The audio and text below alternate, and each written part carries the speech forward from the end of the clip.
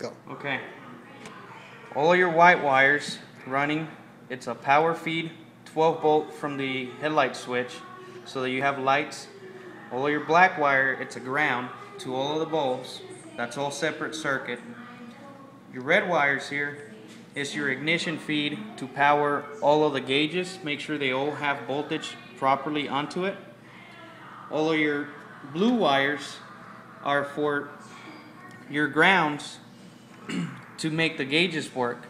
And then all of your orange wires is the signal feed from all of the sensors so that the gauges have a full sweep on them. Okay, now this piece here, flip it around. This piece had to be cut out of the original bezel and get glued on so that it's able to fit and be able to sit on the dash without wanting to come off. So it got trimmed and modified and bent to fit. Then all of your bezels here got trimmed and modified to be able to let this set further in so that the whole gauge cluster would fit inside, because they used to hit. And here's the front where everything looks. All your turn signals and everything works. Okay.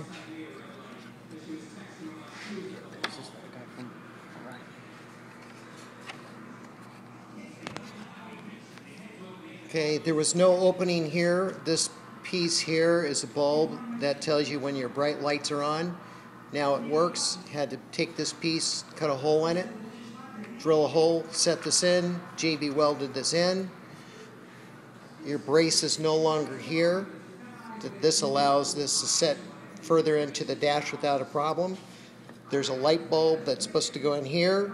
You can see the matching one. This one is now taken out. This one hits a bracket behind the dash, so we had to pull this out. So now it sits in the dash, right? Still got plenty of lighting though. Yeah, there's a light bulb here, so the whole gauge lights up. And this is a ground. This piece here gets another connector that when you need to pull your dash panel out. This has a quick connect. For the tachometer. For the tach. Where's the ground wire go? The ground wire's right here. Okay. This gets attached to the actual sheet metal inside behind this, where the steering column is.